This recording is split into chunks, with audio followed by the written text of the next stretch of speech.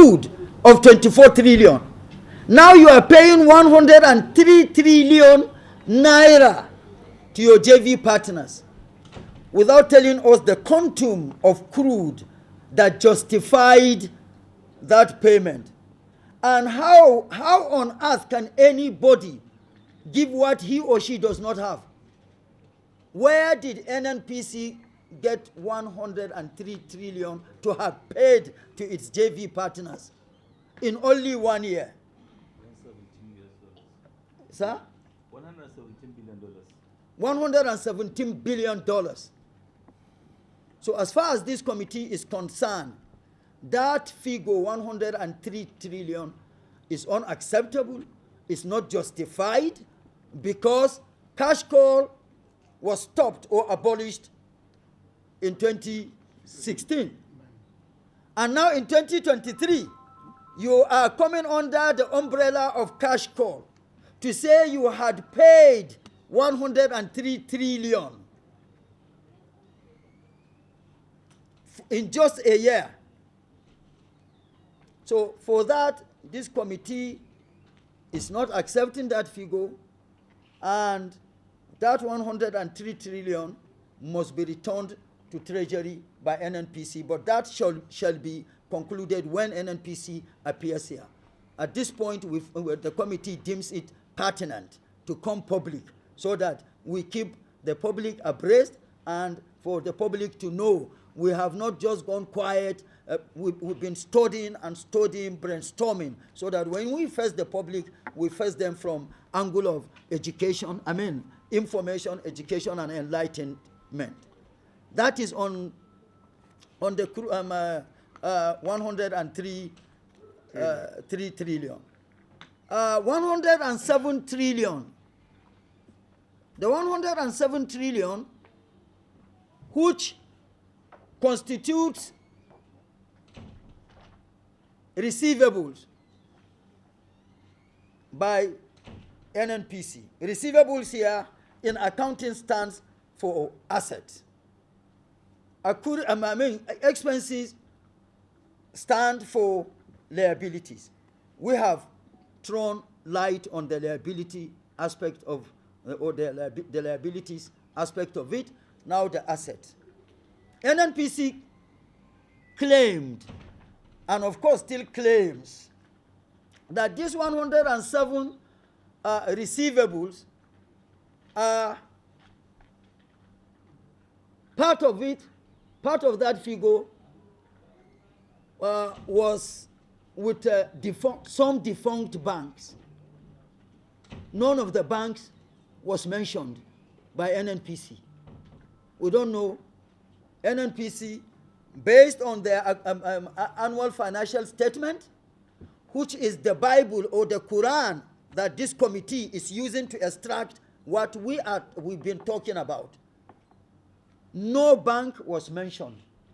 Neither amount was mentioned. Nnpc did not in any way and form communicate to this committee, Bank A that is defunct was holding on to amount X to justify this figure of 107. And for that, it is 107 is also not acceptable to the committee.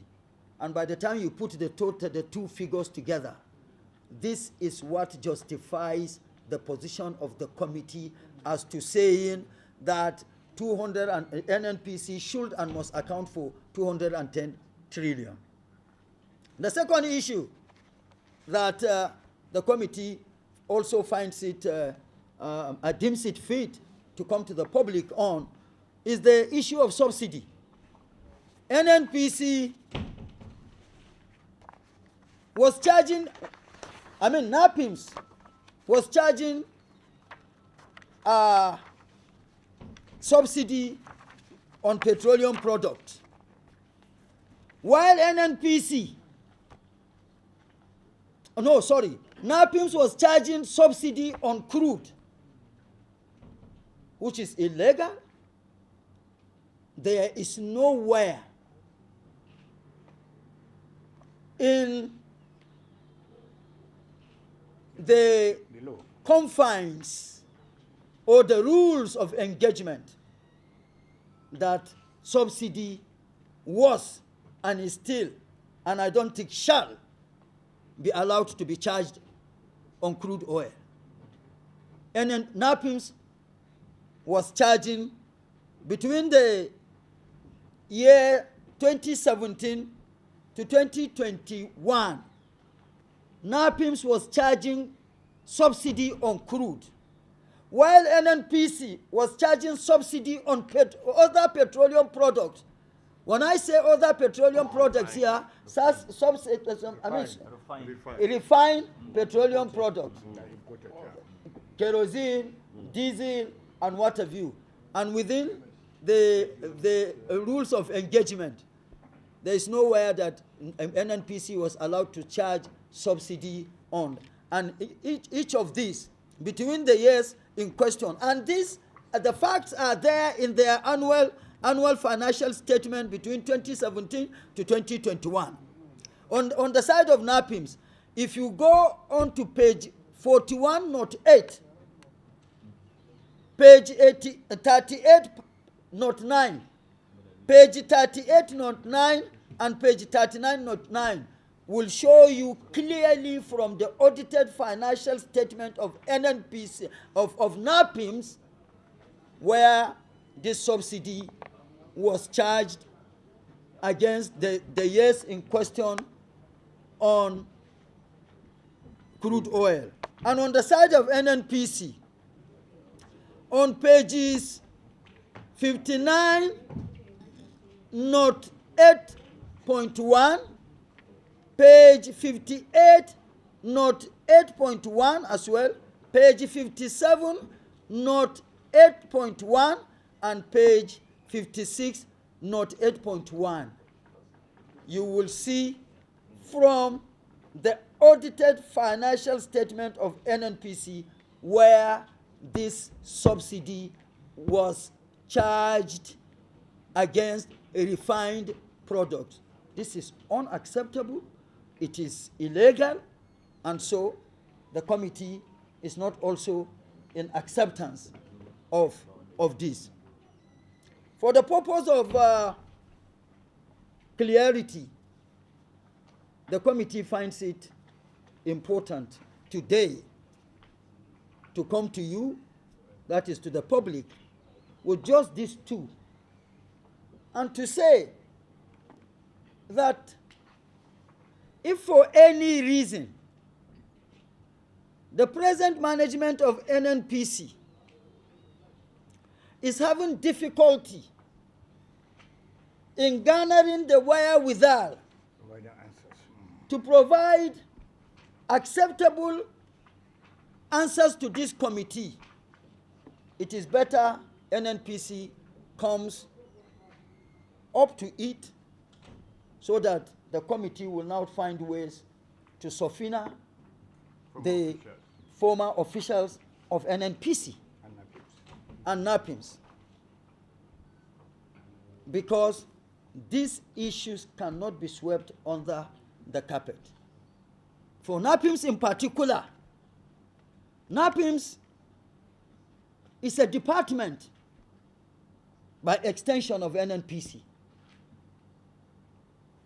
So NAPIMS by law cannot maintain an independent account from that of Nnpcl. But from what we have, NAPIMS has been on record, going by the annual financial statement of Nnpcl from 2017 to 2023 clearly shows NAPIMS as an independent entity, which of course by law it is not. And so, distinguished colleagues, at this point, I think unless any of the members has a comment to add to this, or further, additional information to bring the public up to date on this long-awaited issue. And within the shortest possible time, the management of Nnpc, and as a result of what has just happened today, the magnanimity and understanding that this committee has always extended to Nnpc to allow for representation is no more.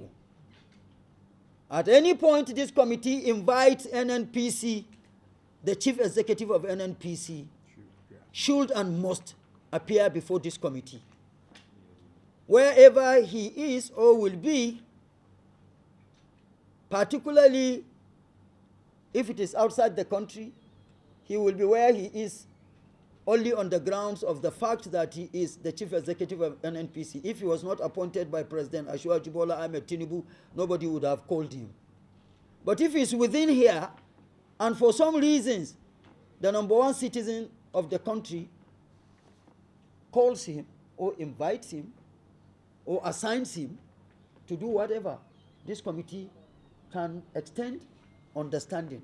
Otherwise, to be out of the country, I don't think is an excuse, will not be accepted by this committee anymore as an excuse. At this point, the next invitation committee to Nnpc representation will not be accepted by the committee from the side of Nnpc. Nnpc team must always, should and must always be led by the chief executive of Nnpc.